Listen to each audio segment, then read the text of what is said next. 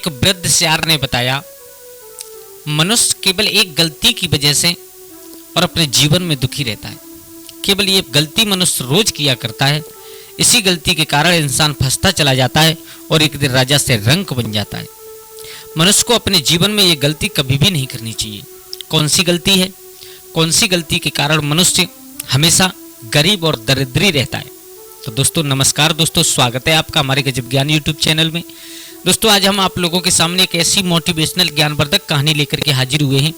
इस कहानी से हमें सीखने के लिए मिलेगा कि एक सियार और ऐसी अनमोल बात बताएगा, ऐसी गलती बताएगा इंसान की जिसे इंसान रोज करता है और उसी गलती के कारण इंसान फंसता हुआ चला जाता है और इतने दुष्चक्र में फंस जाता है कि फिर उसका निकलना मुश्किल ही नहीं बल्कि नामुमकिन हो जाता है।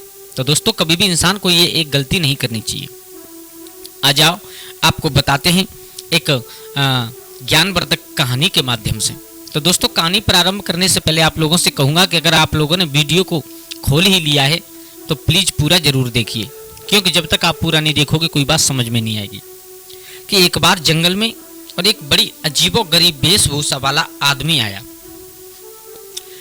उसके सिर में अत्याधुनिक यंत्र लगे हुए थे जिनसे नीली पीली रोशनी निकल रही थी। पीठ पर एक बड़ा सा उपकरण का पिट्ठू बैग लटका हुआ था और हाथ में उसका बटन। वो चुपके से छुप कर जंगली जानवरों का पीछा कर रहा था और उनकी गतिविधियों का सूक्ष्म निरीक्षण कर एक कॉपी पर नोट करता जा रहा था। आदमी जानवरों के क्रियाकलापों में खूब रुचि ले रहा था, पर उसे क्या पता था कि ये बेपरवाह से दिखने वाले जंगली जानवर भी उसमें उतनी ही रुचि ले रहे हैं। जंगल के जानवर भले उसे अपने काम में मशगूल दिखते थे, लेकिन वास्तव में वे भी उसकी हर एक हरकत पर नजर रखे हुए थे। जानवर उसे ताड़ने में लगे थे। वो न तो कोई शिकारी लग रहा था न कोई सैलानी लग रहा था, क्योंकि उसके पास न तो बंदूक थी और न वो हाथी पर सवार था। जंगल को देखने का नजरिया उसका कुछ अलग ही था। लेकिन जब जंगल के जानवरों को आदमी की गतिविधि का अंदाजा नहीं लगा तो वे उसके पास जा घेर कर खड़े हो गए और पूछा, हे मानव, तुम कौन हो? किस प्रयोजन से आए हो यहाँ पर? इस बीहड़ जंगल में तुम क्या देखते हो? हैं? हमें बताओ, शायद हम तुम्हारी कुछ मदद कर सकें। जानवरों को बोलता हुआ देखा आदमी को बड़ा आश्चर्य हुआ। अरे वाह, तुम मेरी भाषा में बात कर सकते हो। अब तो मेरा काम बिल्कुल आसान हो गया। फिर हंसा। हंसने के बाद कहने लगा, तुम मेरी मदद करना चाहते हो? हैं? क्या मदद करोगे तुम? वास्तव में हम इंसान तुम्हारी मदद कर सकते हैं, तुम नहीं। और इसी निमित्ती से मैं यहाँ पर आया हूँ। हम आदमी पूरी तरह गंभीर हो गया। अब वो आदमी पूरी तरह गंभीर हो गया। असल में मैं एक जीव शोध करता हूँ, जंगली जानवरों का शोध करता हूँ, उनके ऊपर रिसर्च कर रहा हूँ। यहाँ तुम्हारी जीवन पद्धति का अध्ययन करने आया हूँ ताकि उस पर शोध कार्य कर तुम जंगलियों का जीवन स्तर ऊंचा उठाने में प्रयास कर सकूं। इसके लिए मुझे कुछ सूचनाएं जुटानी है। मैं तुम सबसे कुछ प्रश्न पूछूंगा, क्या तुम मुझे जवाब दोगे? वन्य जीवियों ने सहमति देकर के अपना सिर हिला दिया। बोले, हाँ, अगर तुम हमें प्रश्न पूछना चाहते हो तो पूछो और हम तुम्हें हर एक प्रश्न का जवाब देंगे। दोस्तों अब उस इंसान ने प्रश्न पूछना प्रारंभ किया। सबसे पहला प्रश्न पूछा, अच्छा तो तुम मुझे सबसे पहले यह बताओ कि तुम सबका दिन शुरुआत कैसे करते हो? तुम सब लोग, तुम सब जानवर अपने दिन की शुरुआत कैसे करते हो? एकदम जंगली जानवर बोले, हम दिन की शुरुआत नहीं करते मानव। बोले, फिर? बोले, हम दिन की शुरुआत नहीं करते, बल्कि दिन हमें शुरू करता है। हम प्रकृति के अनुसार चलने वाले जीव हैं। जानवरों ने धीरे से जवाब दे दिया। ओह, फिर तो तुम प्रकृति के दास बनकर रह गए होगे। आदमी ने उन सब पर तुच्छ दृष्टि डालते हुए कहा। उनके ऊपर एक आरोप लगा दिया कि तुम तो प्रकृति के दास बन करके रह गए हो। जानवर बेचारे कुछ नहीं बोले। अब आदमी ने अगला सवाल किया, अच्छा यह बताओ, तुम्हारी रोजी रोटी कैसे चलती है? पेट भरने के लिए क्या काम करते हो तुम? जानवर चुप रहे, कोई उत्तर नहीं दिया। आदमी को बड़ा अचरज हुआ, क्या तुम काम नहीं करते? फिर तो भूखे मरते होगे निठल्लो। आदमी उन्हें उगटते हुए अपनी मुस्कुराहट छुपा न सका। अच्छा ये बताओ, इस जंगल में तुम्हें खाने को क्या मिलता है?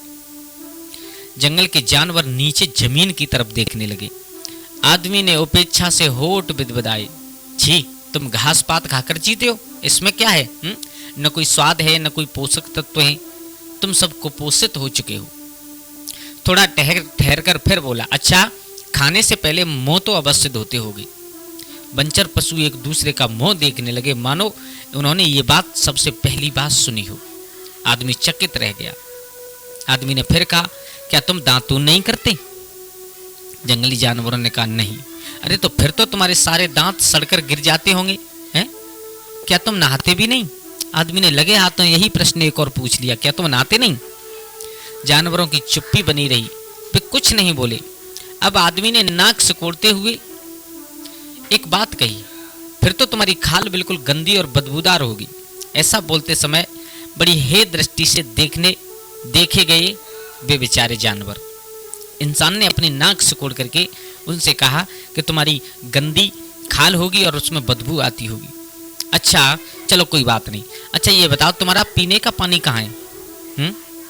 प्रश्न में करारा व्यंग भी छिपा हुआ था। शायद अब आदमी को उनके बुरा मान जाने की परवाह भी नहीं थी। मेरे भैया, अब क्या था, जंगल के जानवर आदमी के व्यंग्यात्मक लहजे को ताड़ गए पर कुछ नहीं बोले। नजरअंदाज करते हुए गड्ढे की ओर देखने लगे। आदमी हैरान हुआ जा रहा था। क्या तुम सभी इस गड्ढे का जल पीते हो? हैं? एक तो तुम नहाते नहीं, ऊपर से इस दूषित पानी का सेवन करते हो, फिर तो रोगग्रस्त जरूर होते होगे। अच्छा एक बात बताओ, बीमार होने के बाद दवा कहाँ कराते हो? जानवर बेचारे मौन रहे। उनकी मुख मुद्रा देख स्पष्ट हो रहा था कि यह शब्द उन्होंने अपने जीवन में पहली बार सुना है, दवा का। आदमी को पुनः हैरानी हुई, क्या तुम दवा नहीं लेते? फिर तो सारे के सारे बीमार होकर मरते होगे। जरा मुझे ये भी बताना, तुम्हारा प्रशासक कौन है यहाँ पर? तुम्हारे ऊपर राज कौन करता है? जंगल के जानवर खामोश रहे। आदमी हंसने लगा, हा हा हा क्या यहाँ कोई प्रशासकीय व्यवस्था नहीं है? मतलब जंगल राज है यहाँ पर। अब समझ में आया, यहाँ जंगल राज है। फिर तो सर्वस्व अराजकता फैली रहती होगी। उस दिन जंगल में काफी तेज और ठंडी हवा चल रही थी। मित्रों, ठंडी हवा में जानवरों को निर्वस्त्र खड़ा देख आदमी के मन में अकस्मात एक प्रश्न आया, अरे तुम ये बताओ, तुम ठंड में कैसे बचते हो? ठंड से कैसे बचते हो? क्या तुम्हारे पास ओढ़ने बिछाने के लिए कुछ है या वो भी नहीं है, नग्नवादियों? जानवर बगले झांकने लगे। आदमी हंसा, लगता है तुम्हारे पास ओढ़ने बिछाने के लिए भी कुछ नहीं है। बेचारे जीव रात भर ठंड से कांपते होंगे। जंगल काफी घना था। छत्तेदार वृक्ष और उनके ऊपर छितराए वन लत्तरों के चौड़े चौड़े पत्ते अपने हिस्से की धूल पाने के लिए स्पर्धारत थे। और नीचे जमीन पर दिन में भी घना अंधेरा था। यहाँ रात कितनी अंधेरी होती होगी? आदमी को एकाएक प्रश्न सूझा, तुम अंधेरे में कैसे देखते हो? क्या तुम्हारे पास कोई मसाले या कोई लाइट वाइट की व्यवस्था है? ये मसाल क्या होती है? जंगल के जानवर एक बार फिर सोचने लगे। फिर तो रात के अंधेरे में तुमको कुछ भी नहीं दिखता होगा। आदमी ने कटाक्ष किया। दरअसल अब वह उनका मखौल उड़ाने में कोई मौका चूकना नहीं चाहता था। तभी जंगल से एक भयानक मनहूसियत भरी आवाजें आने लगी। चिल्लाने, गुर्राने, घिघियाने और दहाड़ने की मिश्रित आवाजें। आदमी भयभीत हो उठा और डर के मारे भगवान का स्मरण करने लगा, परंतु जानवर अब भी प्रतिक्रिया विहीन मौन खड़े थे। आदमी को बड़ा अचंभा हुआ, क्या तुम्हें डर नहीं लगता? लगता है जी। फिर ईश्वर का स्मरण क्यों नहीं करते? नहीं, ये ईश्वर क्या होता है? अरे बदनसीबो, ईश्वर को नहीं जानते तुम, हैं? फिर भय और संकट में विश्वास की ताकत किससे पाते हो? बिना ईश्वरीय संकल्पना के जीवन की अनिश्चितताएं कैसे झेलते हो? तुम सब सचमुच हंसी के पात्र हो। आदमी उनके ऊपर खिलखिलाकर हंसने लगा। जानवर हंसी के पात्र बने हुए बेचारे चुपचाप खड़े हैं। अब श्रोताओं, कुछ देर लोटपोट होकर हंसने के बाद आदमी उनकी दशा पर निराश होता हुआ बोला, तुम्हारी स्थिति खेदजनक है। बहुत मेहनत करनी होगी हम मानवों को, तब जाकर के तुम्हारी समस्याओं का समाधान होगा। बहुत कुछ होना बाकी है, तब कहीं तुम सबका जीवन सुधरेगा। अन्वेषक आदमी ने उनकी तमाम समस्याओं को सारणीबद्ध किया, उनके आंकड़े बनाए, विभाजित और वर्गीकृत किया और उनके विशेष उपकरणों में संरक्षित कर विश्लेषित करने हेतु चलने को हुआ। पर इन सब के चक्कर में कब सूरज जंगल के हरित पट्टीदार क्षितिज के नीचे डूब गया, आदमी को मालूम ही नहीं पड़ा। अब क्या था, रात हो गई थी। तापमान गिरने लगा। दिन की ठंडी हवा अब बर्फीली हवा में बदल गई। घने वृक्षों के नीचे निकल कुपाकूप अंधेरा सर्वस्त्र छा गया। तरह तरह की भयावनी आवाजों से जंगल गूंजने लगा। आदमी को भय सताने लगा और भूख भी। ठंड तो कपा ही रही थी। मेरे भैया आदमी ने तुरंत प्रकाश छेपक मसाल जलाई, पिट्ठू से कंबल निकाल कर ओढ़ लिया। खाने पीने का सामान तो साथ लेकर के आया ही था। खाकर स्वच्छ पानी पी लिया। भय को भगाने के लिए जोर जोर से ईश्वर का नाम जपने लगा। परंतु लेकिन इन उपायों से उसे कोई लाभ होता नहीं दिखाई दिया। अंधेरा इतना ज्यादा था, मसाल की रोशनी भी कम पड़ रही थी, कुछ भी स्पष्ट नहीं दिखता था। दिन भर काम करने के बाद भी खाने को जो मिला वह अपर्याप्त था। स्वच्छ पानी पीने के बावजूद बीमार सा महसूस कर रहा था और दवा लेने के बाद भी आराम होता मालूम नहीं पड़ता था। मित्रों, सिर्फ आज के दिन नहीं नहाया था, शरीर से बदबू आने लगी थी। कंबल में छुपे होने के बावजूद ठंड हाड़ कपा रही थी। डर से यह हाल था कि जितना ईश्वर का ध्यान करता उतना ही भय बढ़ता जाता। आदमी क्या करे कुछ समझ नहीं पा रहा था। धीरे धीरे उसकी स्थिति बद से बदतर होती चली गई। दूसरी ओर जंगल के जानवर जिन पर वो खूब हंसा था दिन में, जंगली घास खा गड्ढे का पानी पी बिल्कुल चुस्त दुरुस्त खड़े थे। उन पर ठंड का कोई असर नहीं पड़ रहा था। सुतरे ऐसे के खाल से सफेद हिस्से अंधेरे में भी झकझक दिख रहे थे। उनसे उनकी गंध के अलावा कोई दुर्गंध नहीं आ रही थी। उन्हें अंधेरे में भी कोई परवाह नहीं थी, क्योंकि उनकी आंखें मसाल की तरह चमक रही थीं और जिस विश्वास के साथ वे देख रहे थे उससे बिल्कुल स्पष्ट था कि उन्हें रात में भी सब कुछ दिन जैसा दिख रहा है। बीतते समय के साथ आदमी की सारी अकड़ जाती रही।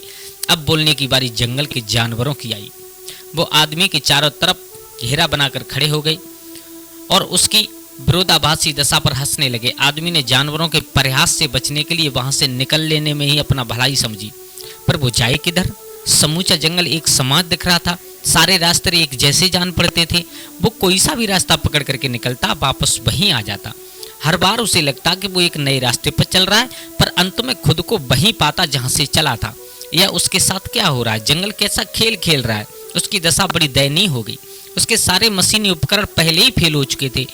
उसे आज पता चला कि उसकी ज्ञानेंद्रियां कितनी अशक्त हैं और वो खुद कितना असहाय है, और जिन मशीनों के भरोसे चल रहा है वो कितने कारगर हैं। आदमी मदद के लिए पुकारने लगा। मेरे भैया, उसकी पुकार सुनकर जानवर एक बार फिर इकट्ठा हुए और उसके इर्द गिर्द गोल घेरा बना करके खड़े हो गए और आकर के बोले, हे मानव, तुम इस जंगल की भूल भुलैयों से मत घबराओ। यहाँ से बाहर निकलने का रास्ता हम तुम्हें बता देंगे। एक बूढ़ा सियार था। उस बूढ़े सियार ने कहा, हे मानव, तुम घबराओ मत, यहाँ से बाहर निकलने का रास्ता हम तुम्हें बता देंगे। किंतु पहले जरा अपनी अवस्था देखो, तुम्हारी स्थिति कितनी अजीब है। तुम कृत्रिम को अपना स्वभाव बनाने चले थे और देखो क्या हुआ। तुम्हारी स्वाभाविकता ही कृत्रिम हो गई। प्रकृति को जीतना चाहा और तुम्हारा जीवन स्वयं से ही लड़ते बीत रहा है। तुम प्रकृति को जीतना चाहते हो और तुम्हारा जीवन खुद से ही लड़ रहा है। तुमने दवाइयां बना रोगों को तो जीत लिया, पर क्या फायदा है जब तुम अपनी प्रतिरोधकता ही हार गए। तुमने रोशनी से अपने घरों को जगमगा दिया, परंतु क्या फायदा? तुम अब अंधेरे में देखने की क्षमता ही खो बैठे। बंचरों ने आदमी की आंखों में झांकते हुए कहा, ये तुम्हारा साथ क्या हो रहा है मानव? तुम जितनी स्वच्छता बरतते हो उतने ही बीमार हो रहे हो, जितनी दवाइयां बना रहे हो उतने ही रोग बढ़ रहे हैं। दिन रात काम में लगे हो पर पेट नहीं भरता है तुम्हारा। जितने प्रशासित हो उतनी ही अराजकता फैली हुई है? जितना कंबल ओढ़ते हो उतनी ठंड सताती है।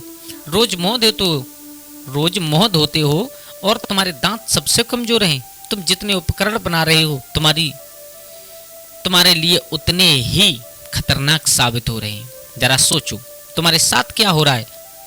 तुम्हें कब समझ आएगी तुम्हारे समाधान ही तुम्हारी समस्याओं के कारण बन रहे हैं। तुम दुष्चक्र में फंस चुके हो मानव। जंगल के जानवर आदमी को अपने पीछे चलने का इशारा कहते हुए बोले, अरे मानव, जंगल की भूल भुलैया सोते हो, हम तुम्हें निकाल देंगे, पर इस दुष्चक्र से तुम्हें कौन निकालेगा? तुम जितना प्रकृति से जितना खिलवाड़ करोगे। सुनो मानव, मैं तुम्हें एक बात बता रहा हूँ। इंसान जीवन में सबसे ज्यादा दुखी कब रहता है? उस वृद्ध सियार ने कहा, तुम जितना प्रकृति से खिलवाड़ करोगे उतने ही संसार में ज्यादा दुखी रहोगे।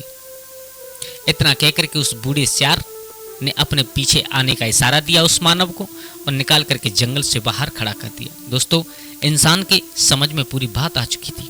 दोस्तों, ये बात सच है। हम लोग जितने आगे बढ़ रहे हैं उतनी ही अपनी क्षमता को खोते जा रहे हैं। हमने बढ़िया बढ़िया लाइटें पैदा कर ली इस दुनिया में, अपने घरों को अंधेरे में रोशन कर लिया लाइटों से, लेकिन अपनी आँखों की जो क्षमता थी अंधेरे में देखने वाली उसको खो दिया। मैं अपने जीवन काल की बता रहा हूँ, न कोई किसी किताब में लिखी है, न किसी के मुख से सुना है, मैं अपने जीवन में बता रहा हूँ। जब हम छोटे थे हमारे गांव में लाइट नहीं थी, तो एक दीपक के छोटे से दीपक, जो मिट्टी केरोसिन का तेल होता है, उस तेल से एक कांच की शीशी में एक रस्सी डाल करके दीपक बनाया करते थे। उसी से हमने पढ़ाई की। उस दीपक से इतना स्वच्छ दिखता था, इतना साफ दिखता था, किताब पर के एक एक अक्षर समझ में आता था। और आज 250-250, 300 वाट की हैलोजन लगी हुई है हमारे सामने, लेकिन फिर भी नहीं दिख रहा है। क्यों नहीं दिख रहा है? क्योंकि अंधेरे में देखने की क्षमता हम लाइटों से खो बैठे। वो दिन ही कुछ अलग थे। गांव में लाइट नहीं थी, सभी लोग बैठ करके एक साथ बातें किया करते थे। लेकिन जितने उपकरण, जितने संसाधन बढ़ते चले जा रहे हैं, हम लोग उतने ही पिछड़ते चले जा रहे हैं। तो दोस्तों, आशा करता हूँ आप लोगों को कहानी अच्छी लगी होगी। अगर अच्छी लगी हो तो प्लीज़ एक बार कमेंट में अपनी राय जरूर बताएं और हमारे गजब ज्ञान यूट्यूब चैनल को सब्सक्राइब करें। आज के लिए इतना ही, कल फिर मिलते हैं किसी एक नई कहानी, एक नई चर्चा के साथ। तब तक के लिए सभी लोग आनंदित रहें, खुश रहें। जय श्री राधे, जय श्री राम।